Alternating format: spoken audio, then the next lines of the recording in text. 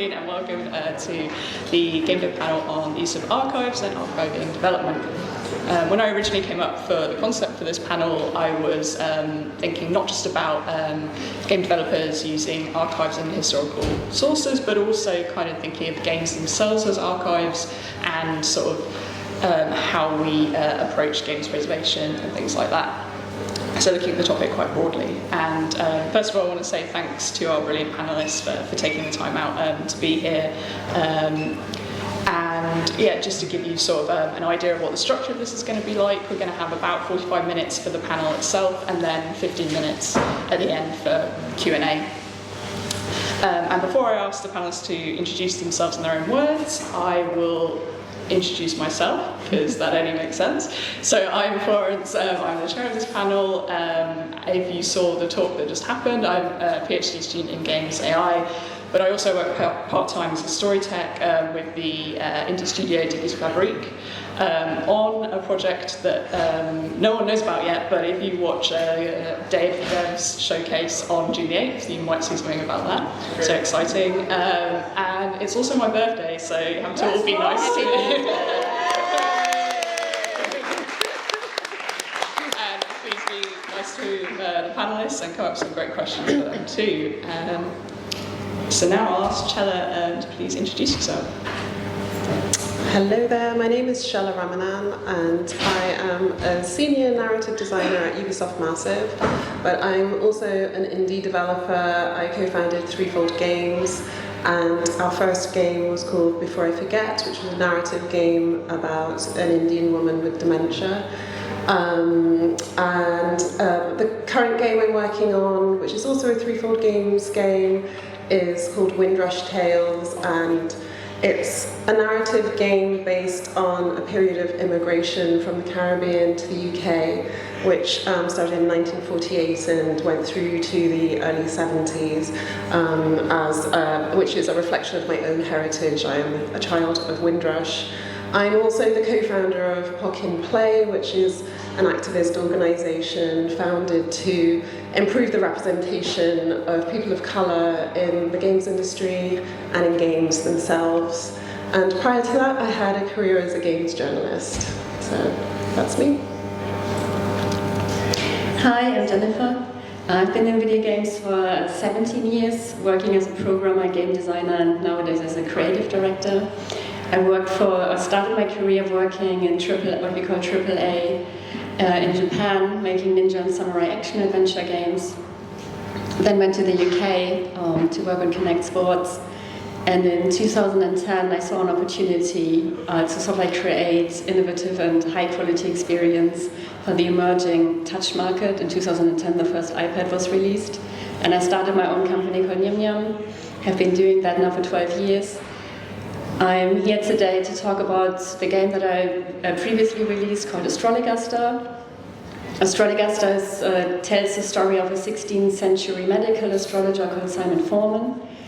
We know about Simon Foreman because he left behind, I think, something like 80,000 medical records of people that he, quote-unquote, treated using medical astrology. And I made a Monty Python-esque comedy game, kind of like the best of kind of like the stuff that we find in his medical records. Hello, I'm Greg, and I'm one of the co-founders of a company called Shedworks, and we made a game called Sable. It's an open-world desert exploration game set on a sci-fi planet, and you play as this character, a girl called Sable, leaving home for the first time to explore this desert planet littered with ancient ruins, spaceships, fallen spaceships, and also kind of contemporary, modern to Sable era architectures and peoples. And it's a journey of self-discovery and pilgrimage in a way. Thank you. Great, thank you. So onto the panel itself, and the first question is hopefully quite a nice one, which is what games with historical themes have inspired you, and you can kind of interpret that broadly as well. So maybe you could start with you, Chella? I don't know really. Inspired me.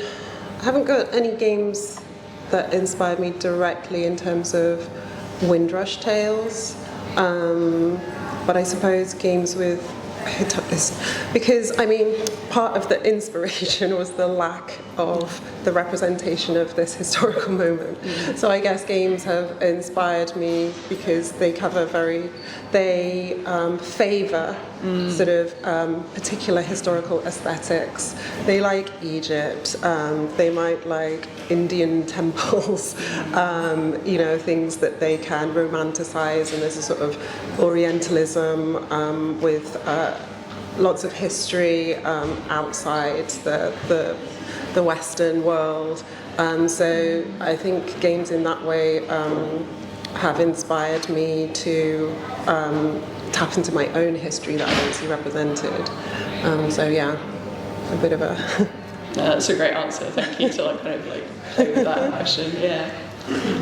Yeah, actually the same as Chella, because when I think of sort of historical video games, I know that to the game developer, the historical period that they picked is because it gives permission to the player to do certain things. It's not about, making people aware. It's sort of in a critical way of, what happened in the past, what does it mean for today? There's not a lot of sort of attempts at, likening, okay, something that happens in, in Egypt, right, in Assassin's Creed, back in the day, what does that mean for nowadays, right? And so I actually, when we were doing Astrologaster, we didn't look at any other video games either, because I didn't even know at the time, which video games are taking sort of history seriously beyond, it's a permission, to go kill, pillage, and stuff like that. So with Sable specifically, actually I did look, I guess generally at Assassin's Creed games, but specifically at Assassin's Creed Origins and the Discovery mode, which I thought was pretty amazing and just gave such an incredible rendering, 3-dimensional, 4-dimensional if you include time, rendering of a spatial era that, that you could explore freely, which in a lot of games you have to really engage with the gameplay, but also having these tours and these kind of more in-depth descriptions were incredibly useful to me as someone making a game set in a desert. We did a lot of research, and we'll get into it, on different desert environments and different responses to that. But so I studied architecture at undergraduate, and so in particular the spatial response to this environment was interesting. So for Sable, that definitely inspired me. I also look and think about, generally speaking, 80 Days, Heaven's Vault. And I would say growing up, I did A-level in history. I'm not going to pretend I'm as knowledgeable as people here in it, but I remember playing Metal Gear Solid 3, having studied Cold War and Russia, and just the hyper-reality and the differences and the similarities, and finding that a really interesting, fun kind of kicking off point for looking at that era. And again, it's that rendering of that era, and it brings stuff to life that you just read in sources and textbooks that I found really fascinating. So those were the ones that came to mind.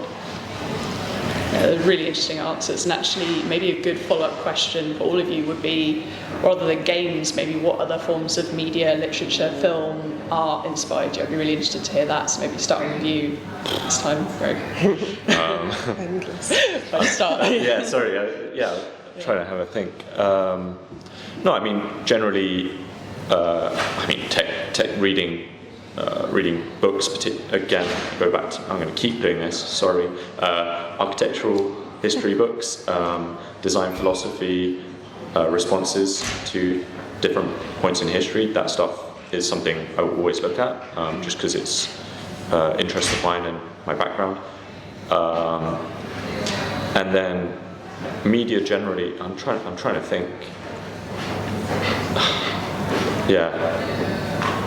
I mean, it's hard to talk about specific media because so much of what we understand about certain periods of history are just entwined with our broader cultural understanding of these things. So again, I can't think of anything off the top of my head. Sorry. Yeah. So we were heavily guided by the historian that we worked with, Lauren Cassell from the University of Cambridge. And I think the first thing that she cautioned us was that we shouldn't fall into the trap of romanticizing the past. And because of that, I think we ended up not looking at a lot of media about the Elizabethan era, particularly because there's a lot, you know, if you, for example, if you add Kate Blanchett in Elizabeth, right? It's like everything's like extremely beautiful and pompous. And, you know, it's kind of like, I think it's what she didn't want, the sort of like the kind of the direction that she didn't want us to go in. And we heavily sort of like relied on her judgment as the expert. And so fortunately, the story of Windrush is living history. You know, a lot of the media also is underrepresented and only just starting to be represented. Of course, we started with Sam Selvon's The Lonely Londoners, which is the, you know, seminal piece of literature produced by someone from that generation and at the time is contemporary to it. And then fortunately, well, that's why the game started, was because it was the 70th anniversary was coming up and I wanted to do something to reflect my heritage. And then the Windrush scandal happened, and you know, there was a big response to that.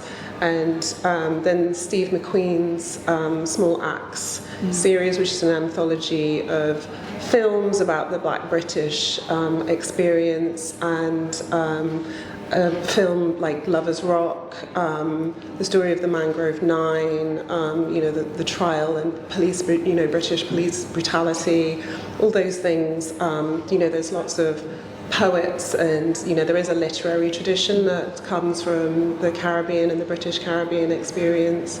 So yeah, lots of things really. And then looking at other kind of forms of black cinema, like I don't know, like Gandra and Hess, and like you know, sort of responses to black experiences in like hostile white spaces. So yeah, lots of things. Actually, I don't remember. So there was one TV show called In Treatment, and it's based, I think, on an Israeli TV show, and that was remade in the US. And it's based about this therapist, and it takes place primarily in his sort of like office, and the clients are coming to him, and it's sort of like the way that it's filmed is very intimate, but obviously also the things that they are talking about. And we took a lot of stuff from In Treatment to portray the relationship between Foreman and his patients. So like in Treatment, like a couple of spoilers, like he's also not going to win some like Therapist of the Year awards, because, you know, because there's sort of like quite a lot of and let's just say it, you know, unethical behavior on his part. He has affairs, you know, with his clients and things like that. The show actually, it was on hold for a couple of years, but it's now come back. So I do recommend watching it. Yeah, I didn't know that, but that sounds really interesting. Yeah. Thank you. On to the next question, which kind of takes a different tack, but I know that all of you have different experience across the industries, so something I was really interested in was this question of how does the approach to historical research vary across the industry, whether that's in kind of more indie studios, AAA, or anything else. Who wants to start? I could go. Yeah, so I think it's hard for me to speak from a AAA aspect, just because we started Shedworks the week after I graduated, and never got a real job since. So yeah, I mean, literally did it because I couldn't get a job. But yeah, but I feel like from a smaller studio's perspective, I think unless you're doing something specifically historical, specifically centered around history, it can be really difficult to prioritize something like that. Because you're dealing with so many different aspects of just the economics of running a studio, just the practical realities of game development. It's a very complicated multifaceted process, especially as a small, you're filling in so many different skill sets that you might not have, and usually you're just making it up as you go. So I think, generally speaking, it's not necessarily the most rigorously approached aspect of development, but I think access to information and the awareness of these issues, issues around history, issues are becoming more and more prominent. And I think the way that indie developers maybe think about their games within the context of not only wider history, but also game development history and the lineages. Like if you make a Metroidvania, you're making a game in a lineage of other video games. Like there's a history to the genre there. I don't think like loads of developers think about that stuff, but I do think there's more thought about that stuff and more conversation about that stuff than there has been. So I think it's improving, and access to information is an important part of that. My first job in the industry was in Tokyo, Japan, with a Japanese developer called Acquire, and they were back in the day well known for making sort of like ninja and samurai action-adventure games. So one was forthcoming called Tenchu and Way of the Samurai. And a lot of it was very sort of like historically informed because it took place in the Edo period, but they did not consult historians. I think they sort of like there were a lot of people on the team that really loved, samurai ninja, and that loved sort of like their own culture and their own history, and so they put that into their games. But obviously this was also sort of like heavily informed by the movies that they grew up being children. And so I don't think, anyone ever checked to be like, oh, I don't know, is this accurate, or what is actually the latest thinking of it? What was interesting, so I was working with them on one of the Tenchu games that never came out, and actually I said to them, but can't we reach out to sort of like descendants of, the actual ninja to come and do sort of like motion capture for us, which we did end up doing. It was really cool.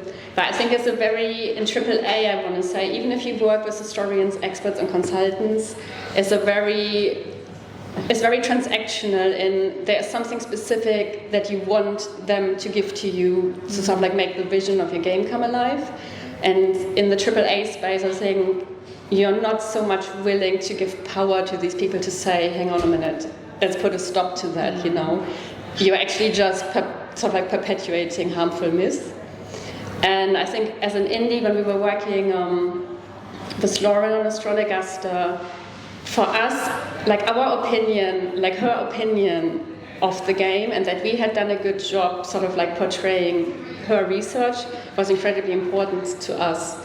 And she consulted a lot, on the script. Like she read all of the script, gave us her notes, and when there were things that were unclear to us, we would have sort of like chats with her, so she would explain it to us. And I think on Astrologaster, it was just really important for us to do justice to her research, and I think that did give her sort of like a good chunk of influence and power, right? To say, no, you shouldn't be doing this. And there were a couple of instances where she said, oh no, sorry, I don't remember one now specifically, but where she said, this is actually not right, and you shouldn't be doing this. And then we were like, oh, okay, we understand.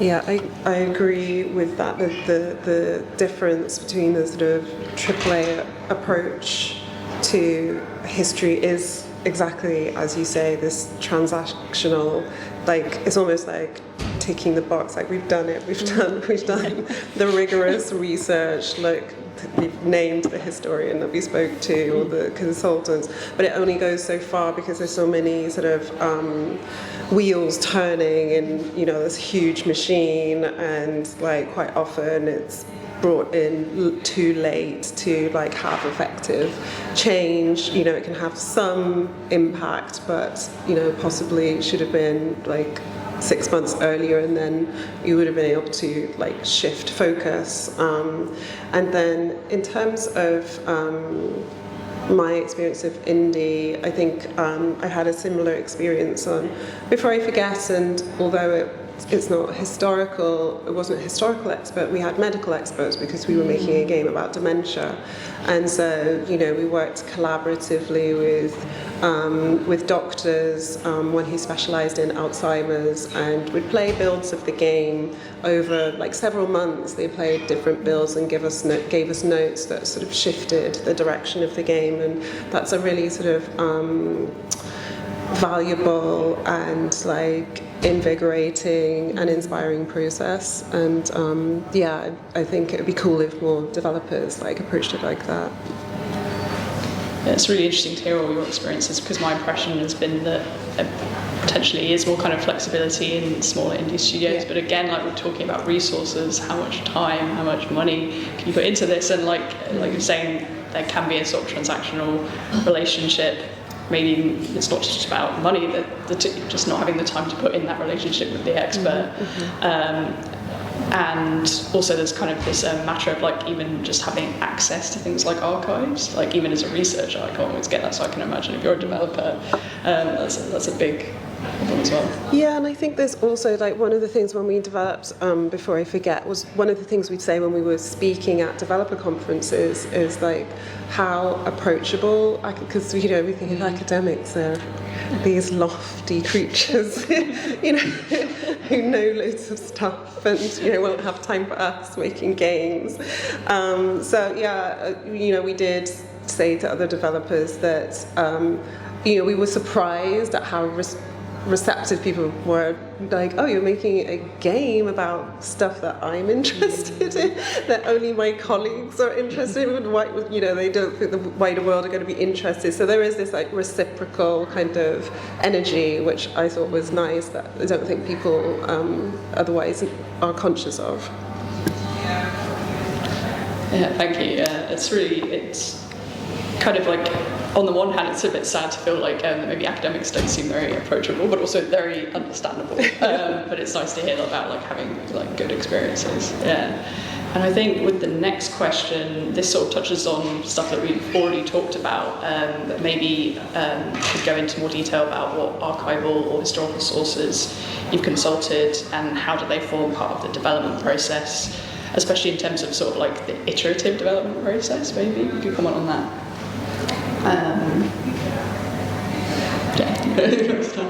Go first. So we worked with an archive called the Casebooks Project. You can find it online. The Casebooks Project is something like 30 or 35,000 cases, medical records that Foreman and his colleague Richard Napier left behind. And in the beginning. So at the beginning I was like, okay, this is going to be cool. There's like a searchable database, easy peasy. We'll find interesting content fast. After I sort of spent a couple of hours with this archive, it was just like, okay, I have absolutely no idea what's going on, and I will never find any interesting content in here. So at this point, we just really heavily relied on Lauren and her team to kind of like say to us. So we said to them, can you give us we want to know what were a couple of his famous clients. What were the sort of like the most common problems that people came to him with? Do you have like sort of like some really a bunch of really crazy things that people came to him with? And so they did a really good job at kind of like giving us a constant stream of, this is interesting stuff that you should be looking at and putting it in context for us. And then so I worked with a writer and narrative director called Catherine Neal. She kind of like, we took all of that and we kind of like curated or selected, like did like a further curation and selection based on what the historians had given us. But if it would have been just us trying to work with this archive, it would have been impossible. Like we wouldn't have been able to understand it at all. And that's what I have to say. So Windrush Tales is still in pre-production, so we're still going through the process. We have some Arts Council England funding, and we have OCA funding, which for storytelling within migration, the relationship between migration and mental health. So that's things that we've been exploring. We've done one workshop, because like I say, this is living history. So we've done one workshop with elders from the British Caribbean community. So that was really interesting, just sort of outlining the game to them, and just getting living experience of what it was like coming to Britain at that point, like just stuff like, what music did you listen to? Was it Lord Kitchener? London is the place for me, because that is this like sort of we have this stereotypical sort of soundtrack to, and for lots of people here, you might not know what the stereotypical Black British soundtrack is, but we have this idea in our heads. It's men in suits with trilby hats and calypso, and so we wanted to explore, like, is that the music like, what did you do to like relieve the tension? Like, what was your happy moments? Because we also don't want this to be a story of just like hardship or oppression porn. There are lives being lived, and lives are like strings of happy moments and sad moments and victorious moments and all the things in between. And so a lot of it is just like talking to our elders, basically, which is really cool. And also it's the 75th anniversary of Windrush this June. The Black Cultural Archives have opened up some of the shipping logs, and there you can see the names of people, the islands they came from, and what their professions were when they were on the islands, and then the jobs they got when they arrived in the UK would be very different from some of those, so you get this sort of richness of life. So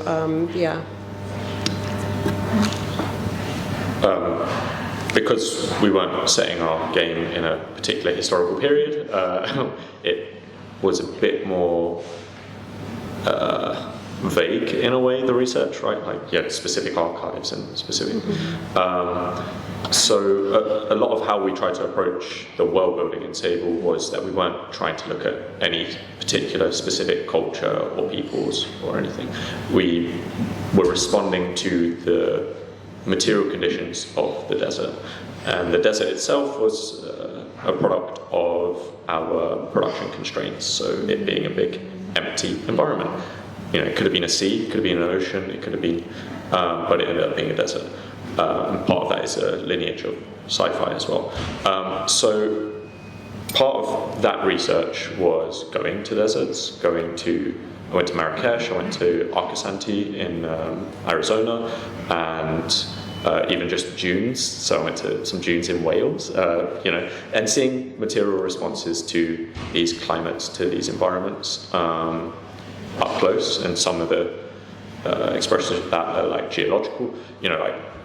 We had a kind of technical restriction, which was that we would just get this line drawn, literal line in the sand, between biomes, between different types of desert, and I was really self-conscious about it because it felt such a sudden transition. But then going to deserts and seeing the transitions between actual biomes in desert, it happens like that, and I was like, oh, cool, okay, great. You can literally see a line in the sand. So that was just an example, but also visiting those places, seeing the different architectural and cultural responses to different locations, whether that's a vernacular historical response like in Marrakesh, or the Berber people, or something more modern like Arcasanti, which was driven by an architect and really specific, looking at desert living in a I forget the word he uses, but anyway, looking at these different responses in detail, but looking at how different responses to material conditions manifest into different cultural practices, different ways of living. And that's what we tried to express with the world building of Sable, because these were people who, in the lore of the game, have arrived on these ships and are adapting to the planet and are figuring out how to live on this planet. And so you see this progression. The most historical part of this world is the most technologically advanced. And we wanted to decouple this idea of technological progression and sociological progression. We wanted to look at how different people live. So that was part of that. But I was thinking about this question, and I was like thinking, I did a lot of research on these things and I didn't really write down the source or anything, but I did find some notes and documents, and I pasted some sources. So I did go through some of those, and so there were like, some of the sources were Architecture and Ritual by Peter Blundell-Jones, which is about ritual architecture, and I looked at how that worked. And there were a couple of papers, Nomadology in Architecture, Ephemerality, Movement and Collaboration by Gregory Cohen. And then a really useful one was A Future for the Past of Desert Vernacular Architecture by, I'm going to say it's wrong, Marwa Debaye at Lund University, which was like looking at how kind of these desert castle towns or cities would develop over time and how they would deal with different conditions, heat, sandstorms, trade, all these different aspects. And so then using that alongside research like looking at the Discovery Tour in Assassin's Creed Origins, looking at how other game developers have solved similar things, like even Gerudo Town in Zelda, right? Like they look at how these things, like, you know, the water conditions and stuff like that. So just figuring out like why did they get there, and then taking that was a lot of our approach on Sable. Yeah, I'm trying to think. There are some others, but I won't get too far into it. It's really great, thank you. It's really interesting to hear about the different approaches you have, which of course makes sense because you've got different constraints. You've got like fictional versus non-fictional games. I mean, very different, right? And like you were saying, living history, that's very different than going to what might be considered a more traditional archive. But I really liked what you discussed in particular, Jennifer, about how, in a way, actually going to a historian help not just in terms of accuracy, but actually in finding interesting content. Because I think like often we focus on this idea of accuracy or authenticity, which itself is kind of a right, a loaded term, and that's going to kind of lead me into the next question, which is what does the state kind of represent the past in games, which is a big question, I think. And when I was thinking about this, I was very much thinking about this question of ideas about historical accuracy and authenticity, like I said, and of course, depending on the game and what it's based on, these things, can be kind of very important. So, yeah, there's a lot at stake because it's the first game about the Windrush generation. I'm a black game developer, so I'm representing, like a black history. It's my history. So yeah, we try not to think about. So we're all slightly terrified as a team. So yeah, the team is majority Black, British, Caribbean heritage, and yeah, we do have discussions about what that means, and even like speaking to that group in the workshop, and some of them were unsure about whether we should be even making the game, and because for them, games are Call of Duty, and they couldn't quite wrap their head around how their story was going to be presented. So yeah, and we don't even know all of our own history. So we worry about accuracy, about how much patois to use, and there's questions of code switching, and sort of being a model immigrant, and so how much patois would they have used outside the house, and they'll speak differently amongst each other and things like that. And also in terms of there was a line of dialogue that I picked up on, and I asked Corey, the writer, about it, and I was like, oh, do you think this is like too late? He used the term Babylon for the police, which comes from Rastafarianism, which didn't really become prominent until like maybe the 60s, 70s. and so then we were like, oh yeah, that's probably too late a term to use. So there's things like that, but yeah, so there's so much at stake.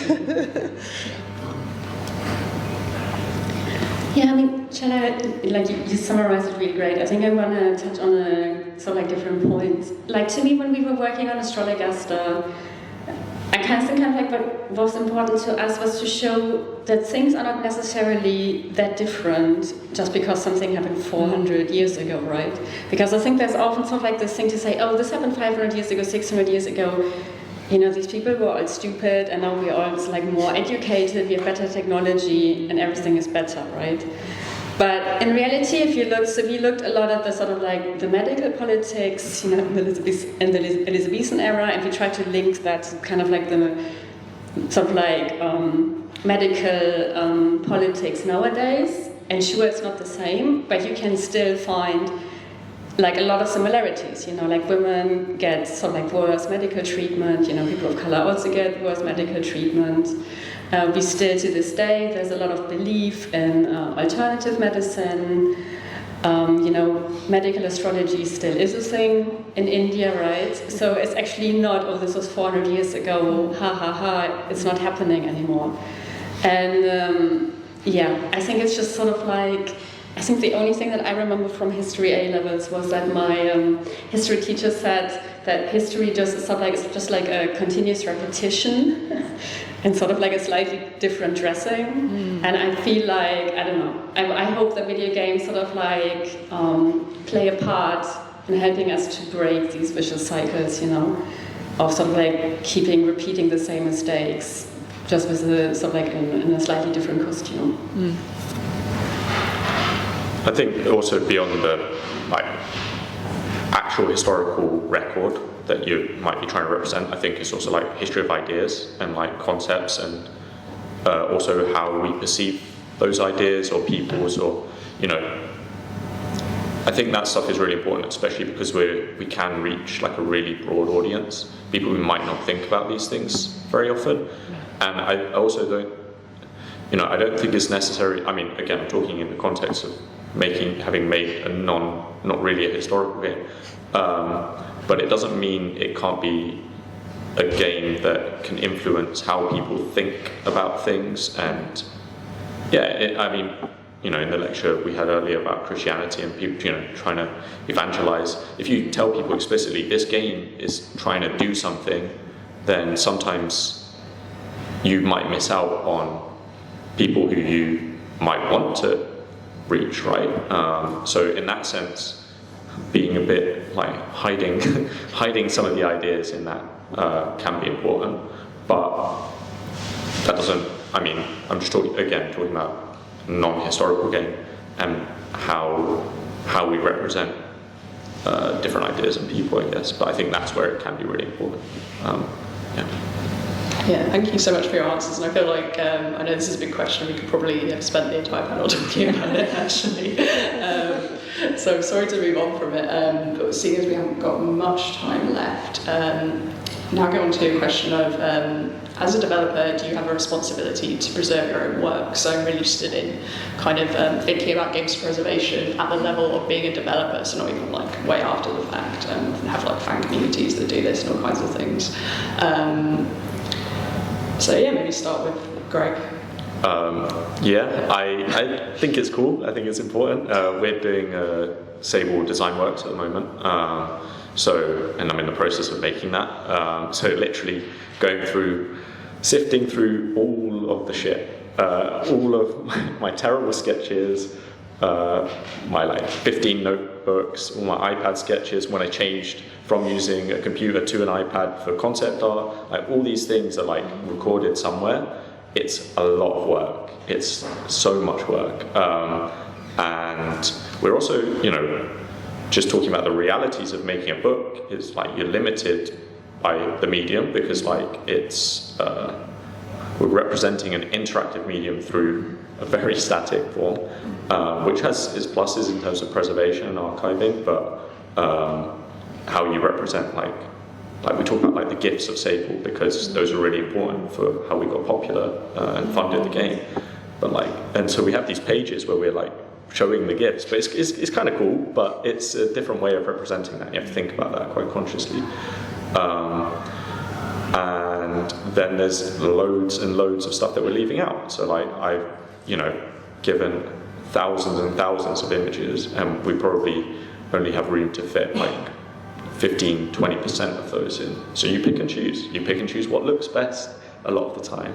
Not always, but also like you can't even remember, like, why did I draw this like diagram? What the hell was going on? Like, and some I sketch during meetings, so I'm like, so I'm just rambling like nonsense. So deconstructing that is difficult, but it can be incredibly useful as a developer, just learning how to make games.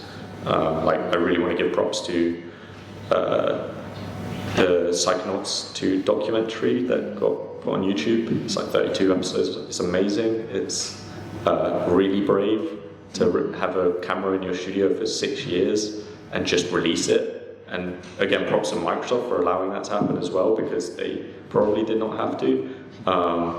But for me, that was an amazing archive and insight into, I've been to their office, I met loads of those people, and watching them in this documentary was eye-opening in terms of like the day-to-day of what they had to deal with on that project, and drawing analogies between our project and theirs. But also, I've never worked at that scale before, and so I can see like, oh, okay, those are the kinds of problems you get, those are the kinds of ways you get, but those are the benefits you get as well. Like that stuff is, I can only speak to, that's for me learning how to become a better game developer, right? Let alone as an archival, piece of history, because even within that you've got like Starbreeze and like what happens with Starbreeze, and it's like, okay, there's some really dodgy financials going on and they got lost as a publisher, and then you're watching that moment, and the moment that like moment that the developers find out, and it's existential, and it's interesting and it's great. And that sort of record, it's still edited, it still lies in a lot of ways. Like, there are moments where they're like, yeah, no cameras in this place, but because you do have to protect the people you work with. That is the flip side, right? It's like when you're archiving these things, you pick and choose what you show, and you don't want to show everything, because people have lives and careers and places they want to go, and you don't want to expose all of that. It is scary, so yeah, it's tough. It's not easy, but it is important, I think. I don't really think that I have a responsibility to keep my things alive. Like, the first game that I made as an indie is going to be 10 years next year. So it's still, it's still available, but I can also see, but it's a lot of work to keep it, available for people. We're not porting it or, creating more versions of it for new hardware that's coming out. I can totally see that in, 10 years, maybe in 20 years, that you can't play it anymore. I was looking at Barbie Fashion Designer. It's because the game came out in, I think, 1996 or something like that. When I think Windows 98, you can't play it that easily anymore, I don't know, to me it's more like, I think digital creations are impermanent, just, that's just the nature of it. And to me it's more like, as a creator, does it mean enough to other people that they want to keep it alive in some way? Like, I don't personally feel like I have, I made it, I put it out there. I feel like now it's up to other people. Yeah, I kind of agree with that. It's up to sort of libraries and archival institutions. So, we're at an event at the British Library next week that's showing our games, that has a division that is about sort of digital, and they need to start thinking about that, like, how do we archive things? I also sort of chime with some of the things that Greg was saying about, because when we were having conversations with the British Library, they wanted things on, because they're used to paper things. They were like, oh, do you have anything like that we can have images of, or things that we can have in the exhibition? And I was like, I was like, what do you mean, like notebooks and stuff? I mean, obviously I do have notebooks with stuff on, but you never think that anybody else is ever going to value those. So I did start sort of like sifting through some of the stuff that we had, and also something for another talk that I did. I found some document, and there was this spreadsheet. They were like, oh, if you have any sort of Excel documents with stuff on, because students like that for this talk we were doing. And so I found this Excel document, and it looked really cool, and it was all color-coded, but I had no idea what the color coding meant. So I said to Claire, I was like, look at this. I was like, it looks amazing. And it's like, what does it mean? And she's like, I don't know. But it obviously made absolute sense to us at the time. Yeah. So that's lost to the past.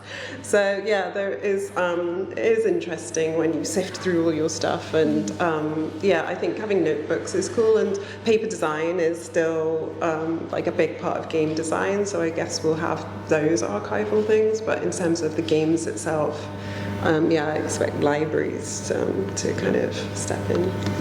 I think one interesting thing about how my process has changed is now I'm drawing a lot more on Procreate on the iPad. So I've ended up with like an archive of, because it records every line you draw. Yeah, so I have that for every drawing I do now, except for my notebook ones. But then, like you were saying, like I would go back through it, and I'm like, these numbers might be like like just me working out my bills or something. Yeah. I'm like, it should not go in this fucking book. Like, thank you for your perspectives, and I think it's really interesting how you're kind of in a way talked about almost like self-editing, like, and how like when you do perhaps put certain like personal notes and stuff into an archive, maybe even yourself, you can't remember what they actually mean, which is a good point. And we're kind of running out of time, so I'm going to quickly go on to the last question, which again is quite a broad one. But just sort of, how would you like your games to be remembered, if you do want them to be remembered? I guess that's also a good question. Start with Chella. I don't know. I guess I hope they just resonated with some people. I don't know if they'll be remembered. I just hope that, like the response to Before I Forget was really great, and we were surprised and humbled by some of the responses. So if we can, because our goal was like, wouldn't it be cool if we sold like 100 games, like 100 copies, and we sold more than that, and got a BAFTA nomination and stuff like that, and people really resonated. So if just someone resonates with it and thinks it's cool and it speaks to them, that's kind of enough for me. Yeah, same as Chella, really. You do really want to have somebody, that your games really resonate with and they mean something to them. I think overall as a creator, like, I hope that people say, oh, she did some really sort of like unique stuff. She went like to places where the mainstream industry at the time wasn't, looking. Kind of like, okay, like there was an attempt at showing what games can be, outside sort of like of that moment. Resonating is definitely important, but I think also for me, challenging people who maybe have set thoughts or like don't think about something. Like they just take something for granted, and challenging their ideas and opinions on something. I think like creating a conversation with themselves, like not necessarily with me, please. You've read you played my fucking game, like you got my opinions. But no, I think that would be a cool impact to have. And good games. Fun, but not fun. Interesting. Great answer, thank you. So we have about 7 minutes for Q&A now. Hello. Video games are known to enforce a lot of cultural and historical tropes. For example, evil Russian gangsters or something like that. And I was wondering, when you develop games, do you reflect on these tropes and the history that they have in the medium? And maybe a follow-up on that, maybe a discussion point. I was also wondering that these tropes maybe have a function, not negative, not positive, in the sense that for target audiences, which are mostly Western people and maybe Japan, but not a lot of people in India or the Middle East, that these tropes also have a function. For example, when you look at Uncharted, a lot of people maybe imagine, oh, that's how India looks like in my imagination, or the Middle East, which is maybe Orientalist. But if you maybe change this and it becomes unrecognizable, oh, I don't recognize this place or these kind of people, maybe if it is true, but you also want to sell your game, right? So, yeah, that was what the wondering was about. Thank you. Yeah, so I think creating a fantasy version of a real country is probably the wrong route to go down. I mean, yeah, there are, like, you can see the tropes are a shorthand, and usually those tropes are sort of borrowed from cinema, from, you know, sort of Western cinema. Games does that a lot because, you know, it's like a shorthand that people understand that visual language. But I think going down a route of like, yeah, we know this is like kind of a fantasy version of India, as you used as an example, because we want to sell our game, I think is extremely questionable. And I think, yeah, I would, it was something I would push against, like, with my whole being, if I was on that team. Yeah, I mean, I agree. I think you have to know. You kind of have to know what trope is to fight against it, and being aware of that stuff yourself is a challenge in itself. But you do make loads and loads of decisions when you make a game, and a lot of them are conscious, so you have to think about that. I think I can see the pitfalls. I guess the way I take what you said about India specifically as being more of like a touristic version of that rather than a fantasy. Like, it's stylized. Everything we do is stylized, right? Like, nothing we do is, and whether that goes from character design and the shape language you use in character design, okay, this character has sharp features and so they're a bit more of a cutting, like, personality or whatever. You know, that's a language that character designers can rely on to communicate to players using the, like, cultural taxonomy that they've developed through other media. Those are useful shorthands in practical reality in media, but challenging those is also, like, really interesting and useful. So those existing is both something you can lean into and something you can challenge.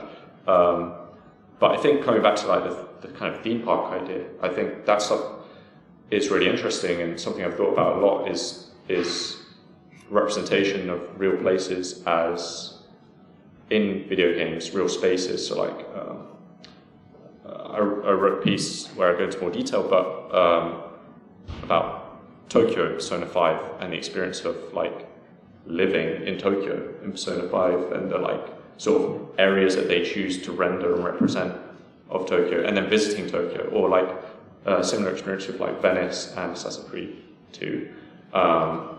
Where, you know, I'd been to Venice before, and I played Assassin's Creed 2, and I went back to Venice, and I was like, experiencing the spaces differently. And I think that's something that is really interesting. Like, and again, it comes back to, like, tropes. Like, what do we see as tropes? Like, as a Londoner, what I think of as tropes, and what foreign media thinks of as tropes of London, are, to me, two totally different things. They feel so disconnected, and we constantly see America rendered, you know, particularly LA and New York, rendered in such detail to us. But to the people living in those places, how do they feel? I don't know. I think it's always stylized. Everything we render, everything we show is stylized. What we choose and how we challenge that is part of the process, and you can easily just slide into it, but it's a bit lazy if you make that decision unconsciously.